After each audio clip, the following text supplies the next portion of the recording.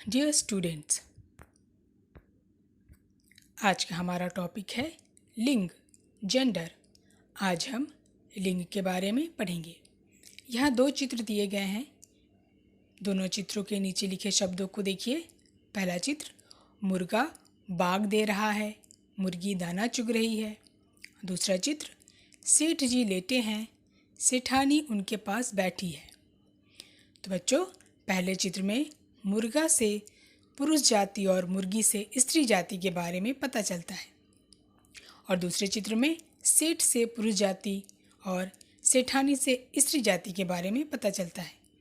यानी कि जब कोई शब्द स्त्री जाति या पुरुष जाति का बोध कराता है तब उसके रूप को लिंग कहा जाता है। यानी कि जिन शब्दों से हमें स्त्री जाति या पुरुष जाति के होने के बारे में पता चलता है उसे हम लिंग कहते हैं। अब हम लिंग के भेद देखेंगे। अलग अलग जाति वाले शब्दों के कारण लिंग के दो भेद होते हैं, पुल्लिंग और स्त्रीलिंग। लिंग दो प्रकार के हैं, पुल्लिंग और स्त्रीलिंग।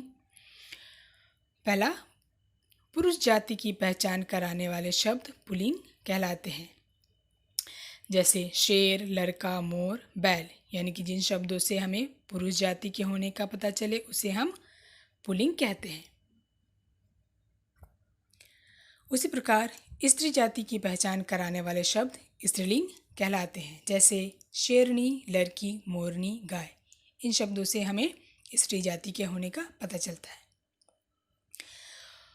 कुछ शब्दों के पुल्लिंग और स्त्रीलिंग रूप भी यहाँ पर दिए गए हैं, उसे आप देखिए। जैसे पुल्लिंग रूप है नाना, स्त्रीलिंग रूप है नानी। उसी प्रकार चाचा, चाची, दादा, दादी, मामा, मामी, बकरा, बकरी, घोड़ा, घोड़ी, पुत्र, पुत्री, ऊँट, ऊँटनी, सिंह, सिंहनी, माली, मालिन, ग्वाला, ग्वालिन, मालिक, मालकिन, बूढ़ा, बुढ़िया, बंदर, बंदरिया, लेखक, लेखिका, बालक, बालिका, शिक्षक, शिक्षिका, नायक, नायिका, देवर, देवरानी, नौकर, नौकरानी, पुरुष, महिला, राजा, रानी, बैल, गाय, पिता, माता, भाई, बहन, श्रीमान, श्रीमती, पति, पत्नी, गुड्डा, गुड़िया। तो ये कुछ पुल्लिंग शब्दों के स्त्रीलिंग रूप थे। इसके अलावा कुछ जीव जंतु ऐसे होते हैं जिनके नाम हमेशा पुल्लिंग या स्त्रीलिंग रूप में ही होते हैं। यानी कि कुछ जीव जंतु ऐसे हैं जो सदैव स्त्रीलिंग रूप में ही पहचाने जाते हैं या सदैव पुल्लिंग रूप में ही पहचाने जाते हैं, जैसे भालू, उल्लू, कछुआ, भेड़िया, मच्छर, कौवा हमेशा पुल्लिंग रूप में ही होते हैं, और कोयल, चील, गिलहरी, मक्खी, मैना, छिपकली हमेशा स्त्रीलिंग रूप में ही होते हैं। लेकिन इन शब्दों के लिंग बदलने के लिए इनके साथ नर या मादा शब्द जोड़ा जाता है। यानी कि अगर हम इन शब्दों के लिंग रूप को जानना है तो हम उनके आगे नर या मादा शब्द जोड़कर उसके लिंग की पहचान करते हैं। जैसे स्त्रीलिंग रूप है कोयल, तो उसका पुल्लिंग रूप हम जानने के लिए क्या करेंगे, क्या लिखेंगे, नर कोयल। उसी तरीके से चील, नर चील, गिलहरी, नर गिलहरी, मक्खी, नर मक्खी, मैना, नर मैना, छिपकली, नर छिपकली। उसी तरीके से पुल्लिंग शब्द है भालू, तो उसका स्त्रीलिंग रूप बनाने के लिए क्या लिखेंगे, मादा भालू। उल्लू, मादा उल्लू, कछुआ, मादा कछुआ, भेड़िया, मादा भेड़िया, मच्छर, मादा मच्छर, कौवा, मादा कौवा। तो इस प्रकार से हमने लिंग के बारे में पढ़ा कि लिंग की पहचान हम कैसे करेंगे, कौन से स्त्रीलिंग शब्द है और कौन से पुल्लिंग शब्द है।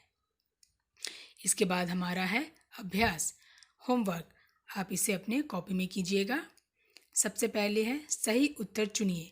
नंबर क है, इसमें से पुल्लिंग शब्द है भाई, बहन, चाची। तो इसमें पुल्लिंग शब्द कौन है, भाई। नंबर ख है, इसमें से स्त्रीलिंग शब्द है गाय, बैल, ऊँट। तो यहाँ पर गाय सही उत्तर होगा गाय स्त्रीलिंग शब्द है। फिर ग है, इस शब्द में नर लगाने पर इसका लिंग बदल जाता है। मच्छर, कौवा, मक्खी। तो आंसर क्या होगा? मक्खी। इसके बाद है नंबर 2, इन शब्दों के लिंग बदलकर लिखिए। यानी कि यहाँ पर जो शब्द दिए गए हैं इनके लिंग बदलकर आपको लिखने हैं। उसके बाद नंबर 3 देखिए, प्रत्येक पंक्ति में एक शब्द पुल्लिंग है, उसे पहचान कर उस पर गोला लगाइए। यहाँ पर 4 शब्द दिए गए हैं, चारों शब्दों में एक शब्द जो है वह पुल्लिंग है, उसे पहचान कर आपको सही शब्द पर गोला लगाना है। जैसे नंबर क में है शेरनी, बकरी, चूहा, बिल्ली। तो इन शब्दों में पुल्लिंग शब्द कौन सा है? चूहा। उसी प्रकार नंबर ख, नंबर ग और नंबर घ में आपको सही उत्तर चुनकर लिखना है। रचनात्मक कार्य, चित्र देखकर स्त्रीलिंग या पुल्लिंग को ध्यान में रखते हुए दौड़ा या दौड़ी लिखिए। यानी कि जो शब्द पुल्लिंग है उसके आगे दौड़ा होगा और जो शब्द स्त्रीलिंग है उसके आगे दौड़ी होगी। तो पहला है लड़का, दौड़ा। फिर दूसरा है बिल्ली, बंदर, गाय, घोड़ा, शेर, बकरी, कुत्ता। इन सभी को पहचान कर आपको उसके सामने सही शब्द दौड़ा या दौड़ी लिखना है। तो ये आपका होमवर्क है। आप नंबर 1 से लेकर नंबर 3 तक कॉपी में होमवर्क कीजिएगा। धन्यवाद।